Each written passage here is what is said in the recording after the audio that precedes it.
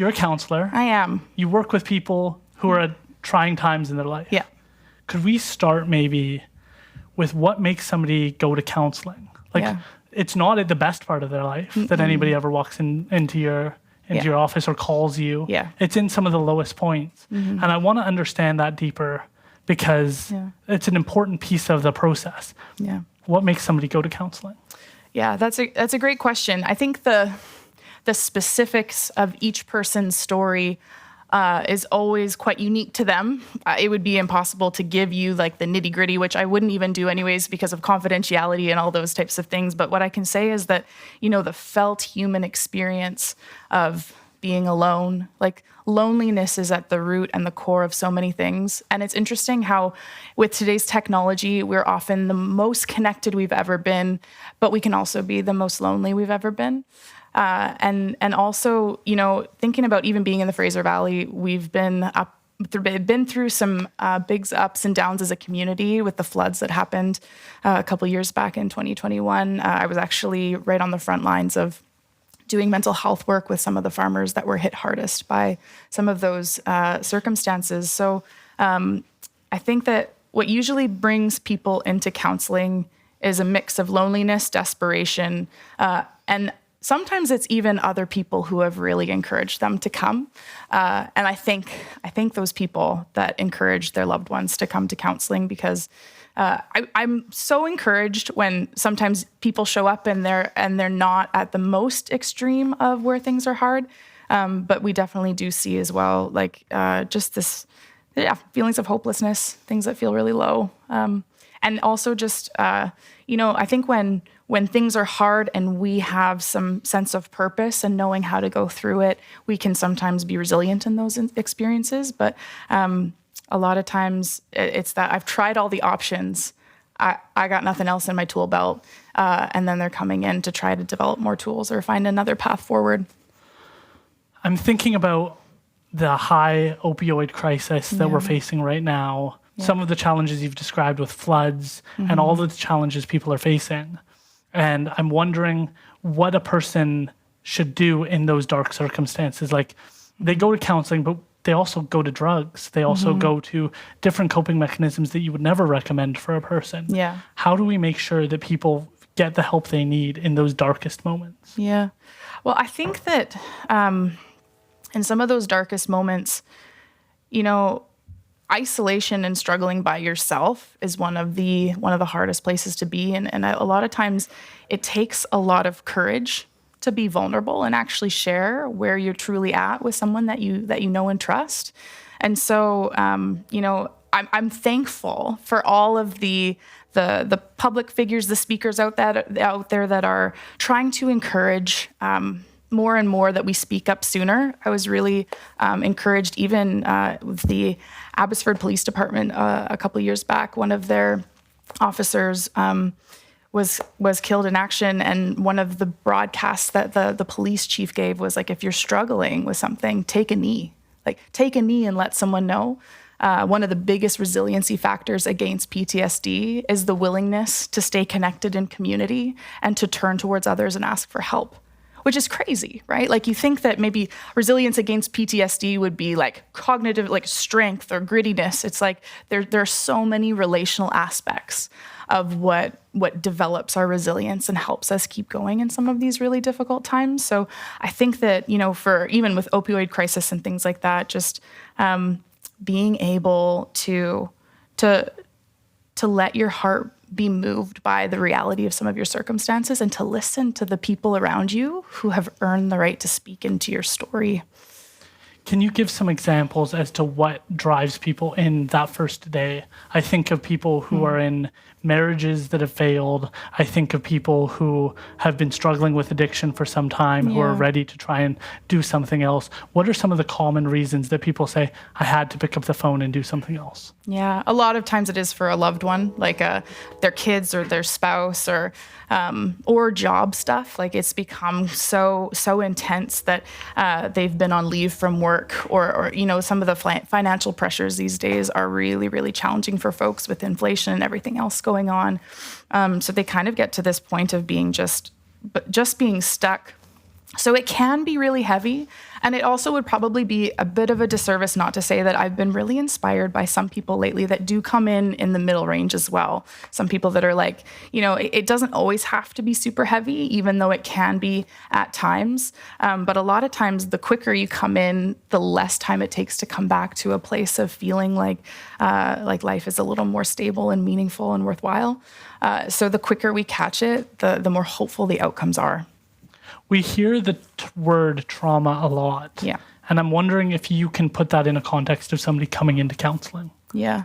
Yeah. The working definition of trauma that I like to use, there's a big formal definition in the DSM-5, which is just the Diagnostic and Statistical Manual of Mental Disorders. It's kind of like the big book that they use to check the checklist to see how disorders are categorized. So they have a checklist for PTSD, but the working definition that I got from one of my professors at grad school that I really like and seems to make sense to people is just that trauma is anything that's negative and unexpected that leaves people feeling confused, overwhelmed, and powerless.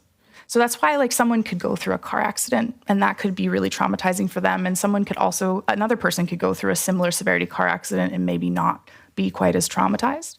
So this idea of your felt experience of something and how you've made sense and meaning of it often contributes to how much it impacts you. And so that's why it becomes so personalized.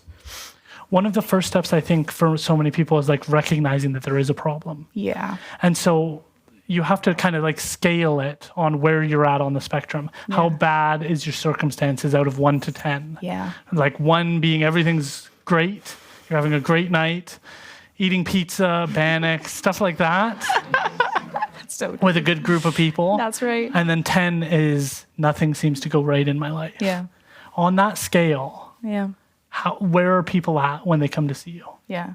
I mean, most are sitting somewhere around the 7, 8, 9. I've sat with some 10s just in a first session. And thankfully, even with the process of coming to counseling, when they look at the studies and research, if someone's really struggling and then they book the appointment, they actually, even before they receive any treatment, they start to feel better just knowing an appointment's coming. So that's a really cool bit of science to just understand that our anticipation and the knowledge of the resources available to us impacts our ability to be resilient in hard things. But I do find that, for the most part, we're accessing counseling usually at the higher ends of things, especially in a traditional sense. When I work part-time doing traditional counseling, and then I also do part-time in my private practice of nature and equine-assisted counseling. And I find that people are a little quicker to come to that one because there's a little bit more of a draw that feels a bit more positive, which is one of the reasons I love that work so much, is because we catch people a little sooner, because the amount of effort and time it takes to come down from a 9 out of 10 suffering down to a 4 or a 3, it takes more time and energy and resources when we're coming from that high level compared to if we catch it at a 6 or a 7. And so I think in my own journey and in my journey with clients, I feel really passionate about catching it early. And there's a great quote around the idea that an ounce of prevention is worth 10 doses of cure. That's a quote that comes from a really great TED Talk from Dr. Nadine Burke. She did a lot of work with ACEs studies, so adverse childhood experiences studies, and her TED Talk is how trauma impacts health, physical health across the lifespan. And so this whole idea of prevention work, how do we screen for mental health? How do we help people validate the idea that that's something that people take seriously as a problem? So that's actually where I'd encourage people to start with, by even if you Google what are the ACEs, they actually have a list of 10 things that if you check off, yes, this happened to me, a parent that was incarcerated, or substance use happening in the home, or witnessing domestic violence, all of these types of things contribute to, if you a score out of 10. And when you have higher ACE scores, it is directly correlated to challenges with health outcomes towards the end of throughout your lifespan. This is actually what blows my mind. And I did an interview with Amanda McCormick where she raised ACEs, and I worked with First Nations people in the criminal justice system, and got a deep understanding of the trauma that arises in order for people to end up with crimes of domestic violence, theft under, all of these different types of issues. And it doesn't seem like we always have the tools to have these complex conversations. Yeah. And having ACEs as a tool seems so valuable because it gives you like a good metric and understanding of like how this person ended up here. Totally. And it's not excusing the crime, but it's adding that context in so you can better understand what they're dealing with. And one of the challenges I felt like I faced was that you send someone to counseling or you recommend them to go to counseling, but you never talk about the therapy they might receive. Yeah. This is one of the areas where you give a list, it's a hotline, or you give a long list and it's a bunch of names on a screen, but it lacks that what therapy is going to align with that person. Totally. And through our interviews, I started to think about what are the types of therapies that are going to work with some of these people? Yeah. What are some of the tools that they need to develop in their own life that's actually going to give them the tools to succeed? Because you say, that counselor didn't work for me. Yep. Well, was it the counselor?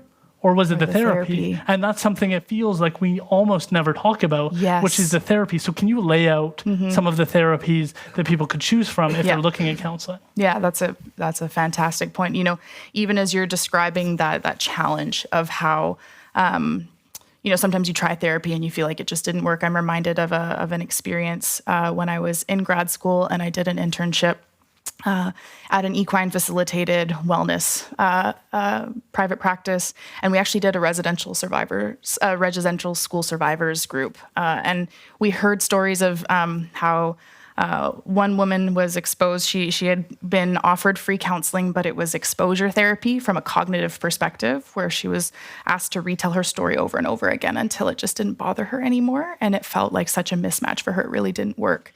But when we were able to be outside in nature with the horses and creating space for stories and narratives to be honored and heard and held with reverence, it was probably one of the most memorable moments of my grad school time, because she was like, you know, she just reflected at the end of our time in our group outside in nature with horses, how much that had really, from her perspective, helped her. And that was really meaningful. So I think that, you know, there's a wide range of therapies. And a lot of times when I think about how I categorize them, we often kind of break things into three groups, whether that's cognitive, working with your thoughts and your mind, affective with an A, working with your emotions and your feelings, or somatic, working with your body and what's happening in your body sensations.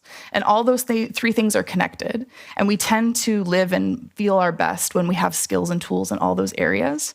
But depending on where someone's struggling, probably helps me start to point them in the direction of where they need to go. So for example, some things like OCD tendencies, compulsive thoughts, those do really well with some more of the cognitive approaches like cognitive behavior therapy. But things like trauma, there's a fantastic book called The Body Keeps the Score by Bessel van der Kolk. And he's a medical doctor who has worked extensively with trauma and builds a whole case for how our emotional trauma is actually stored in the body. Like a lot of times when we're experiencing like stomach aches or migraines or muscle tensions or things like that, there's a psychological and an emotional connection to how our body's trying to tell us that something's not okay. So that's where somatic therapies exist, where you're working with the body and working with understanding that. And then there's a whole other group too of emotion-focused therapy, working on how do we understand emotions. You know, emotions, feelings aren't facts, but they are really important feedback about whether things are going our way or not and whether our needs are being met or not. So, you know, two things can be true at the same time, that I feel something and maybe it's not like a fact, but it's also really important feedback to pay attention to, because we tend to feel good when our needs are met and things are going our way. And we actually have more negative emotions than positive ones, because it's the negative ones that are trying to point and tell us like, hey, your need's not being met, or hey, this isn't going well. And the brain's job is always just trying to keep you alive and keep you safe.